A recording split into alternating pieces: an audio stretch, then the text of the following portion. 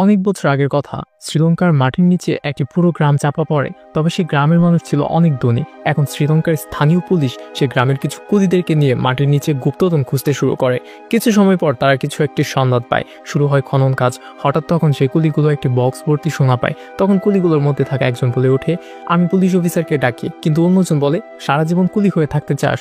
শুরু হয় 5 জন কুলি বনাম 50 এর অধিক পুলিশের মধ্যে তুমুল অ্যাকশন। তবে আরো কিছু সময় পর আমরা জানতে পারি এই কুলিগুলো কোনো সাধারণ কুলি নয়। তাহলে এরা কারা? এত স্বর্ণ পাওয়ার পর তারা কি করতে চলেছে? এই সব কিছুর জন্য একটু অপেক্ষা করতে হবে। মুভিটির প্রতিটি পার্টে টুইস্ট আর টুইস্ট। মুভিটি দেখে আপনার কোনোভাবে মনে হবে না এটি বলিউডের কোনো মুভি। এমন মুভি যদি আবার বলিউডওয়ালারা বানানো শুরু করে তাহলে তারা আবার তাদের মার্কেট ফিরে পাবেই। যাই হোক, এরপর সেই কুলিগুলো সেই সকল পুলিশদেরকে মেরে শ্রীলঙ্কার বর্ডার ক্রস করে ভারতের আন্ধ্রপ্রদেশের দিকে চলে আসে। তারা সেই স্বর্ণগুলো সমুদ্রের তীরে গর্ত করে লুকিয়ে রাখে। একটু সামনে আসতেই তারা বর্ডার গার্ড পুলিশের কাছে ধরা পড়ে। সামান্য কুলি ভেবে পুলিশ তাদেরকে ধরে নিয়ে আসে। পুলিশ অফিসার তাদেরকে জিজ্ঞেস করে, তোরা কে?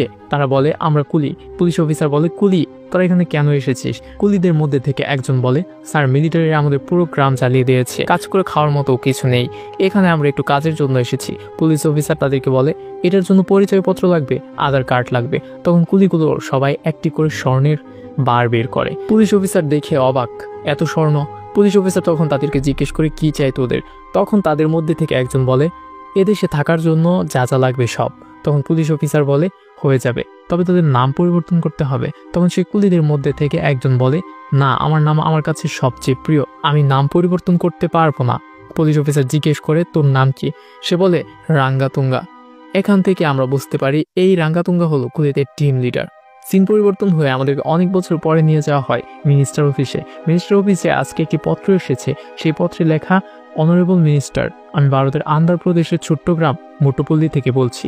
আমার হাত খুব ছোট, কিন্তু সমস্যা অনেক বড়। আমার সবাই তাদের হাতে আঙুল কেটে আপনার কাছে পাঠিয়েছে। যদি 24 ঘন্টার মধ্যে আপনি কোনো ব্যবস্থা না নেন তাহলে 24 ঘন্টা পর তাদের কাটা মাথা পাবেন। মিনিস্টার এটা দেখা মাত্রই সিবিআই অফিসার সাত্যমূর্তিকে জানায়। সাত্যমূর্তি চিঠি দেখা মাত্রই বের হয়ে যায় মোটুপল্লীর উদ্দেশ্যে। অন্যদিকে মোটুপল্লীতে একজন কৃষক জমি চাষ করছিল।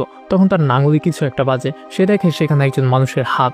তখন সে গ্রামের অন্যান্য সবাইকে ডাক দিলে সে জায়গা থেকে উঠে আসে একের পর এক মোট 10টা মাথা কাটা লাশ। এই ঘটনায় স্থানীয় পুলিশ অফিসার আসলে কে বা কার করেছে এই কাজ এটা কেউ বলে না।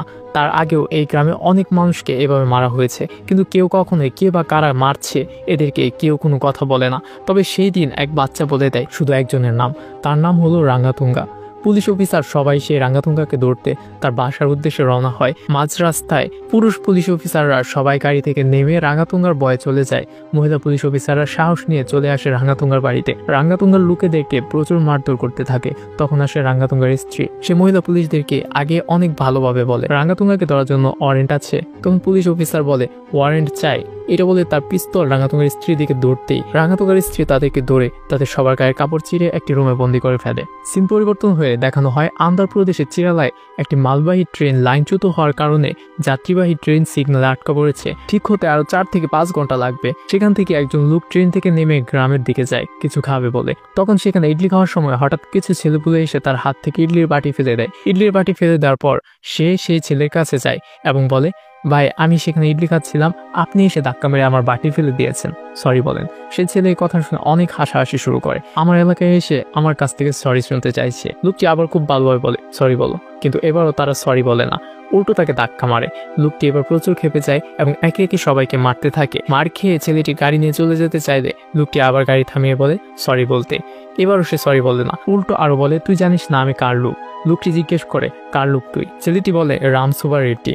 লোকটি তখন বলে, ও তাহলে সে বলবে সরি। এটা বলে লোকটি ছেলেটির গাড়িতে উঠে পড়ে এবং চলে আসে রামসুবা রেড্ডির বাড়িতে। রামসুবা রেড্ডির বাড়িতে আজকে তার মেয়ের বিয়ে। সেখানে লোকটি এসে রামসুবা রেড্ডিকে মারতে থাকে। কেন মারছে তাকে লোকটির কাছে জিজ্ঞেস করলে সে বলে, আমি ইডলি খাচ্ছিলাম, তোর ছেলে আমার ইডলির বাটি ধাক্কা মেরে ফেলে দেয়, তাকে আমি সরি বলতে বললে সে তোর নাম নেয়, এখন সরি বল। তারপর রামসুবা রেড্ডিও সে একই কথা, সেও সরি বলে না, উল্টো বলে, তুই আমার ঘরে এসে আমাকে কুত্তার মতো মারলি, এটা যদি আমার ভাইয়ের কানে যায় তাহলে সে তোকে রাস্তায় কুত্তার মতো মারবে। তখন লোকটি জিজ্ঞেস করে, কে তোর ভাই? সুবা রেড্ডি বলে, সুমালু, আমার ব্যাকগ্রাউন্ড। লোকটি তখন আবার বলে তাহলে সে সরি বলবে। সিন পরিবর্তন হয়ে আমাদেরকে দেখানো হয় শহর থেকে সিআইবি অফিসার আসছে। এই খবর আন্ধ্রপ্রদেশের মিনিস্টারের কাছে পৌঁছে যায়। তাই সে রাঙ্গাতুঙ্গার স্ত্রীর কাছে ফোন করে সব বলে। রাঙ্গাতুঙ্গার স্ত্রী বলে রাঙ্গাতুঙ্গা যেহেতু আপনাকে কথা দিয়েছে চিন্তার কোনো কারণ নেই, আপনার কাজ হয়ে যাবে। রাঙ্গাতুঙ্গার ভাই হলো সুমালু, সে গ্রামের মানুষদের কাছ থেকে নেওয়া জমিগুলো সব কাগজ রেডি করছিল। তখন সেখানে সুবা রেড্ডিকে নিয়ে সেই লোক যায় এবং সুমালুর সব লোকদেরকে মারা শুরু করে। সুমালুকেও অনেক মার দেওয়ার পর সুমালু জিজ্ঞেস করে তাকে কেন মারা হচ্ছে। তখন সেই লোকটি আবার প্রথম থেকে সব বলে যে সে ইডলি খাচ্ছিল, তখন তার ইডলির বাটি ধাক্কা মেরে ফেলে দেয়। সে সরি বলতে বলে, কিন্তু সে সরি না বলে সুবা রেড্ডির নাম নেয়। সুবা রেড্ডিকেও সরি বলতে বললে সেও সরি না বলে তোর নাম নেয়, এখন তুই সরি বল। তখন সুমালু বলে তুই জানিস আমার ভাইকে রাঙ্গাতুঙ্গা। এরপর আমাদেরকে ফ্ল্যাশব্যাক দেখানো হয় রাঙ্গাতুঙ্গা সেই কুলি যে শ্রীলঙ্কা থেকে এক বক্স সোনা নিয়ে এখানে এসেছিল। একদিন সে সমুদ্রের মাছ ধরার জন্য একটি বোট কিনে, কিন্তু সেখানকার এক স্থানীয় নেতা তার বোট সমুদ্রে চালাতে দেয় না। রাতে রাঙ্গাতুঙ্গা সেই নেতার মাথা কেটে দেয়। সকালে সেই পুলিশ অফিসার আসে এবং বলে সামান্য কুলি, আমি তোকে থাকতে দিয়েছি বলে তুই এগুলো করবি। এটা শোনার সাথে সাথে রাঙ্গাতুঙ্গা সে পুলিশের মাথাও কেটে দেয় এবং পুরো এলাকায় সে কাটা মাথা নিয়ে শোডাউন দেয়। তারপর সে ওই এলাকার সব অল্প বয়স্ক ছেলেদেরকে মোটরসাইকেল, মদ আরও অন্যান্য নেশা জাতীয় জিনিসের লোভ দেখিয়ে তার দলে টেনে নেয়। আর এখন মোটুপল্লী সহ আশেপাশে আরও অনেক গ্রামে তার ভয়ে পুলিশ অফিসাররা পর্যন্ত কথা বলে না। এখন সেই লোক সুমালুকে নিয়ে রাঙ্গাতুঙ্গার গড়ে চলে আসে এবং রাঙ্গাতুঙ্গাকে সরি বলতে বলে। রাঙ্গাতুঙ্গাও তাকে জিজ্ঞেস করে কেন। তখন সে আবার বলে আমি ইডলি খাচ্ছিলাম, তখন একজন এসে সেই ইডলির বাটি ফেলে দেয়। আমি তাকে সরি বলতে বললে সে সরি না বললে সুবা রেড্ডির নাম নেয়। তখন সুবা রেড্ডিকে আমি অনেক মারি, কিন্তু সেও সরি বলে না। সে বলে সুমালুর নাম। সুমালুর কাছে যাওয়ার পর সেও সরি বলে না, আর সে আপনার নাম নেয়, এখন আপনি সরি বলেন। এটা শুনে রাঙ্গাতুঙ্গা তার ভাই সুমালুকে সবার সামনে চড় মারে এবং বলে এত ছোট একটা বিষয় নিয়ে এই পর্যন্ত এসে পড়েছিস। তখন রাঙ্গাতুঙ্গা লোকটিকে সরি বলে দেয়। লোকটি এখন অনেক খুশি সরি শোনার পর। খুশি হয়ে সে বলে দেখ তোরা যদি সরি বলে দিতি তাহলে আর এত কিছু হতো না, এই জন্যই তোরা এখানে আর উনি এত বড় জায়গায়। এই সব কিছু বলে লোকটি চলে যাচ্ছিল। তখন হঠাৎ তার কিছু একটা খটকা লাগে, তাই সে আবার রাঙ্গাতুঙ্গার কাছে আসে এবং বলে সে সকাল থেকে দেখছি আদালতের লোকদেরকে ধরে কোনো একটা পেপারে জোর করে সিল মারা হচ্ছে। বাইরে পুলিশের গাড়ি ডেকে রাখা হয়েছে, ঘরের ভেতরে এদিক সেদিক ছড়িয়ে ছিটিয়ে আছে পুলিশের ছেঁড়া ফাটা কাপড়। তখন সেই লোকটি একটি কাপড় তুলে দেখে ইউনিফর্মে একজন মেয়ের নাম। সে বুঝতে পারে বিষয়টা। যেখানে সেই মহিলা পুলিশগুলোকে বন্দি করে রাখা হয়েছিল সেই জানালা দিয়ে লোকটি সব কাপড় তাদেরকে দেয়। ছেঁড়া ফাটা কাপড় পরে মহিলা পুলিশগুলো বের হয়ে আসে রুম থেকে। তখন রাঙ্গাতুঙ্গার লোকেরা আসে সেই লোকটিকে মারতে। এক পর্যায়ে রাঙ্গাতুঙ্গা তার বন্দুক নিয়ে বের হয়। তখন সেই লোকটিও তার সাথে থাকা পিস্তল বের করে এবং বলে একটি সরি বলার জন্য আমি এই পর্যন্ত চলে এসেছি, মেয়েদের ইজ্জত রক্ষা করার জন্য জান নিয়ে নেব। তখন রাঙ্গাতুঙ্গা তাকে বলে তোর সাথে এদের কি সম্পর্ক। লোকটি বলে এরা আমার বোন, আমি এদেরকে সাথে নিয়ে যাব, তুই চালাগুলি। রাঙ্গাতুঙ্গা বলে সকাল থেকে এখন পর্যন্ত যে জমিতে তুই পা রেখেছিস এই সব আমার। এখানে রাস্তায় কিলোমিটারে মাপা হয় না, বিছানোর লাশ হিসাবে মাপা হয়। তখন সেই লোকটি বলে সে একজন জাট। বলে রাখি ভারতের পশ্চিম উত্তরপ্রদেশে কিছু বংশের মানুষ রয়েছে যাদেরকে জাট বংশ বলা হয়। এরা প্রধানত কৃষক, তবে এরা অনেক সাহসী এবং কর্মক্ষম হয়। জাট তখন আরো বলে আমি জাট, মাথা কাটার পরেও হাত থেকে বন্দুক পড়ে না, গুলি চালা। তখন রাঙ্গাতুঙ্গের স্ত্রী তাকে বলে রাগের মাথায় কোনো ডিসিশন নেওয়া উচিত না, আমাদের কাজ এখন এটা না, আমাদের উচিত আগে আমাদের আসল কাজ শেষ করা। তখন রাঙ্গাতুঙ্গা তাকে যেতে দেয়। অন্যদিকে মিনিস্টার সিবিআই অফিসারকে রাস্তায় অনেক টাকার অফার করে, কিন্তু সিবিআই অফিসার তার সকল অফার রিজেক্ট করে দেয়। রাস্তায় সিবিআই অফিসারের গাড়ি অ্যাক্সিডেন্ট হয়, কিন্তু এর আগে তারা গাড়ি পরিবর্তন করে ফেলেছিল। রাস্তায় রাঙ্গাতুঙ্গার লোকেরা আবার জাট এবং সেই পুলিশ অফিসারদের উপর হামলা চালায়। হামলার এক পর্যায়ে একজন মহিলা পুলিশ অফিসার অনেক আঘাতপ্রাপ্ত হয় এবং পানি চায়। পুরো এলাকায় জাট কোনো পানি খুঁজে পায় না, সাথে সেই এলাকার মানুষগুলো সব গায়েব হয়ে গেছে। একজন বৃদ্ধ মহিলা তখন একটু পানি নিয়ে আসে, কিন্তু ততক্ষণে সেই পুলিশ অফিসার মারা গেছে। জাট সবার কাছ থেকে এর কারণ জানতে চাইলে তারা বলে এই গ্রামে প্রায় সময় 2 থেকে 4 জন করে মানুষের মাথা কেটে মেরে ফেলা হতো, কিন্তু কে বা কারা এটা করতো কেউ কখনো কোনো কথা বলতো না। কে বা কারা মারতো সবাই জানতো, কিন্তু কেউ বলতো না। আজকে সকালে প্রথমবার আমরা উইটনেস পাই, একজন বাচ্চা যে রাঙ্গাতুঙ্গার নাম বলে। তখন আমরা তার ঘরে যাই তাকে ধরার জন্য। আমরা আরো অবাক করা তথ্য পাই। সিন পরিবর্তন হয়ে আমরা দেখতে পাই আন্ধ্রপ্রদেশের মিনিস্টার একটা মিটিং, যেখানে ইউরেনিয়াম নিয়ে আলোচনা হচ্ছে।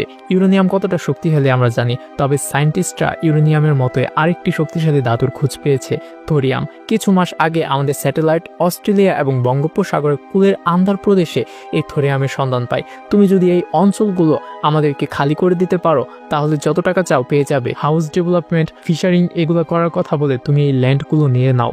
তখন সেই মিনিস্টার রাঙ্গাতুঙ্গার সাথে হাত মিলিয়ে সেই সকল এলাকা খালি করে দিবে বলে বিশাল অ্যামাউন্টের একটা ডিল হয়। তবে গ্রামের কোনো লোকেরা তাদের জায়গা দিতে রাজি হয় না। তখন রাঙ্গাতুঙ্গা তাদেরকে মেরে জোরপূর্বক তাদের দ্বারা সাইন করায়। গ্রামের কিছু ছেলে পরের দিন সকালে শহরের কোর্টের সামনে মিছিল করে তাদের জমি ফেরত দেওয়ার জন্য, কিন্তু কোর্টের সিনিয়র লয়াল তাকে বলে, কিসের জমি? তোরা যে পেপার সিগনেচার করেছিস এখানে লেখা আছে আমাদের মোটুপল্লী গ্রামের মানুষদের প্রধান কাজ ছিল সমুদ্র থেকে মাছ ধরা, কিন্তু এখন আর আগের মতো সমুদ্র থেকে মাছ পাওয়া যায় না বলে জীবিকার তাগিদে আমরা পুরো গ্রামের মানুষ শহরে চলে যাব।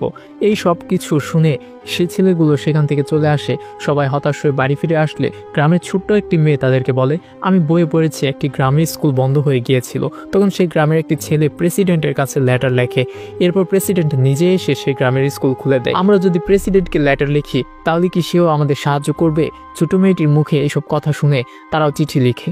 চিঠিতে বলে হয়তো কষ্ট বোঝানো যাবে না, তাই তারা সবাই তাদের আঙুল কেটে চিঠির সাথে একটি বক্সে করে প্রেসিডেন্টের কাছে পাঠিয়ে দেয়। ফিরতি পথে রাঙ্গাতুঙ্গা লোকেরা সেই সব ছেলেদেরকে মেরে ফেলে। এই মুভির শুরুতে আমাদেরকে এই সিনটাই দেখানো হয়। অন্যদিকে জাট এই সব শুনে সেই বৃদ্ধ মহিলাকে কথা দেয় রাঙ্গাতুঙ্গাকে সে মারবেই। জাট পুলিশ স্টেশনে যায় একটি কমপ্লেন লেখানোর জন্য, কিন্তু সেখানে গিয়ে দেখে কেউ পাবজি খেলছে, কেউ শরবত খাচ্ছে, কেউ তার প্রতি কোনো খেয়াল দিচ্ছে না। তখন সে আগের কথা বলা শুরু করে। আমি ইডলি খাচ্ছিলাম, একজন এসে আমার ইডলির বাটি ফেলে দেয়। তাকে সরি বলতে বললে সে সুবারেড্ডির নাম নেয়। তখন সুবারেড্ডিকে আমি অনেক মারি, কিন্তু সেও সরি বলে না। সে সুমালুর নাম নেয়, সুমালুর কাছে যাওয়ার পর সেও সরি বলে না। আর সেই রাঙ্গাতুঙ্গার নাম নেয়, তবে সে সরি বলে দেয়, কিন্তু তাতে আমি স্যাটিসফাইড না। এই সব শুনে সব পুলিশ অফিসার তার দিকে অবাক হয়ে যায়। একজন এসে বলে, কিরে আমাদের সাথে মজা করছিস? তুই সবাইকে মারলি, আবার তুই কমপ্লেন দিবি? জাট তখন বলে, এটা কমপ্লেন ছিল না, এটা ছিল ইনফরমেশন। তখন সে মহিলা পুলিশ অফিসারদেরকে ডাকে। তাদেরকে ডাকা মাত্র অফিসে থাকা সব পুলিশ অফিসার অনেক মজা করতে শুরু করে, কারণ তারা সবাই ছিল রাঙ্গাতুঙ্গার লোক। তারা বলতে থাকে, অনেক তো জোশ নিয়ে রাঙ্গাতুঙ্গাকে ধরতে গিয়েছিলি, কি হলো এখন? এগুলো বলে অনেক মজা নিতে থাকে সবাই। তখন জাট সেই পুলিশ অফিসারদেরকে অনেক বোঝায়, কিন্তু তারা সবাই জাটকে মারতে থাকে। একজন কল দেয় সুমালুর কাছে এবং বলে, যাকে আপনারা খুঁজছেন সে এখন আমার হাতে, আমার অফিসে বন্দি। এটা শুনে সুমালু চলে আসে পুলিশ স্টেশনে। তখন একজন বৃদ্ধ কনস্টেবল জাটকে দূর থেকে এক নজর দেখে দৌড়ে যায় তার ঘরে। আর এই জায়গায় মুভির যে টুইস্ট দেয় একের পর এক, কি বলবো। এরকম নতুন মুভির এক্সপ্লেন সবার আগে পেতে আমার ছোট্ট চ্যানেলটি সাবস্ক্রাইব করুন। ঘরে গিয়ে সে একটি বক্সে বন্দি ছবি বের করে এবং তখন স্টেশনে কল দিয়ে বলে, আপনারা যাকে বন্দি করে রেখেছেন সে কোনো সাধারণ মানুষ নয়, তাকে মারবেন না, তাকে মারবেন না। তখন জেলে থাকা একজন কয়েদি বলে, স্যার আপনারা যাকে আটকে রেখেছেন তার একটি ফ্ল্যাশব্যাক আছে, এটা শুধু আমিই জানি, বলবো? তখন সে বলা শুরু করে, ঢাকা সেন্ট্রাল জেল। সেই জেলে একটি ভয়ঙ্কর গ্যাং ছিল, জানোয়ার ছিল সবগুলো এক একটা। তাদেরকে দেখে জেলের অন্যান্য সব কয়েদি এক হাত দিয়ে সালাম দিত, অন্য হাত পিছনে রাখতো। তাদের বয়ে জেলে থাকা সকল কয়েদি থরথর করে কাঁপতো। কিন্তু যখন সে ওই জেলে আসে, ওই দিন কি মারটাই না হয়েছিল। সত্যি বলতে আমি এর আগে এমন মারামারি কখনো দেখিনি। তখন তার নাম রাখা হয় দ্য বুলডোজার। এই সব শুনে সুমালু বুলডোজার এত মার খাওয়ার পরও জীবিত আছে কিনা তা দেখার জন্য পাঠায়। আর শুরু হয় আবার মারদাঙ্গা অ্যাকশন। অন্যদিকে সিআইবি অফিসার রাঙ্গাতুঙ্গা সম্পর্কে জানতে পারে এক ভয়ঙ্কর তথ্য। রাঙ্গাতুঙ্গা কোনো সাধারণ কুলি নয়, সে হলো শ্রীলঙ্কার টাইগার ফোর্সের সদস্য। তবে এই টাইগার ফোর্স ধীরে ধীরে খারাপ কাজের দিকে ঝুঁকে পড়ে, যার কারণে রাঙ্গাতুঙ্গাকে সেই ফোর্স থেকে ব্যান করে দেওয়া হয়। এরপর থেকে সে গায়ে। অন্যদিকে চাট রাঙ্গাতুঙ্গার বাইকে সহ সবাইকে মেরে ঝুলিয়ে দেয়। রাঙ্গাতুঙ্গা এই সব দেখে অনেক রেগে যায়। সিবিআই রাঙ্গাতুঙ্গার ব্যাপারে এই সব জেনে স্পেশাল টিমের কাছে ফোর্স চায়, কিন্তু স্পেশাল টিম তাকে বলে ফোর্স যেতে মিনিমাম 3 ঘন্টা লাগবে। তবে আপনি যে এলাকায় আছেন সেখানে একজন অফিসার আছে, আমি তাকে পাঠাতে পারি। সিবিআই অফিসার তখন বলে, আমি যাকে ধরতে এসেছি সে কোনো সাধারণ চোরগুন্ডা নয়, সে হলো একজন বড় টেরোরিস্ট। তাকে ধরার জন্য 1 ব্যাটালিয়নও যথেষ্ট নয়, আর তুমি একজনের কথা বলছো। তখন অফিসার বলে, স্যার সে একজনই 1 ব্যাটালিয়নের সমান। যুদ্ধ শুরু করার জন্য 1 ব্যাটালিয়ন প্রয়োজন, কিন্তু শেষ করার জন্য একজনই যথেষ্ট। সিআই অফিসার বলে, কে সে? তখন আমরা জাটের পরিচয় পাই। সাল 1999। সার্জিক্যাল স্টাইল থেকে শুরু করে ঢাকা আন্ডারগ্রাউন্ড মিশন পর্যন্ত অনেক জটিল জটিল মিশন সে একাই সম্পন্ন করেছে। সে হলো one of the best commander and the pride of Indian army, brigadier Balbir Pratap Singh. অন্যদিকে রাঙ্গাতুঙ্গার আজকে সেই ডিল অনুযায়ী সব জায়গা দেওয়ার কথা, তাই সে গ্রামের সব লোকদেরকে ধরে নিয়ে আসে জোর করে সাইন করানোর জন্য। তখন সেখানে জাট আসে এবং মারদাঙ্গা অ্যাকশনের পর রাঙ্গাতুঙ্গার গলায় শিকল বেঁধে সেই গ্রামবাসীর হাতে তুলে দেয়। এভাবে রাঙ্গাতুঙ্গার দিয়ে এন্ড হয়ে যায়। তখন সেখানে সিবিআই অফিসারও আসে জাটের কাছে। তখন সেই গ্রাম সম্পর্কে সব তথ্য নিয়ে মিনিস্টারের কাছে বলে, রাঙ্গাতুঙ্গাকে মেরে এই গ্রামকে বাঁচানো লোকটির নাম ব্রিগেডিয়র বলবীর প্রতাপ সিং। এরপর জাটকে সবাই ধন্যবাদ দেয় এবং মুভিটি এখানেই শেষ হয়ে যায়। এই ছিল সানি দেওলের জাট মুভির এক্সপ্লেনেশন। কেমন ছিল জাট মুভি অবশ্যই কমেন্ট করে বলে যাবেন। এই ভিডিওটিতে লাইক ও চ্যানেলটি সাবস্ক্রাইব করে রেখে দিন পরবর্তী নতুন মুভির এক্সপ্লেন সবার আগে পেতে। ধন্যবাদ।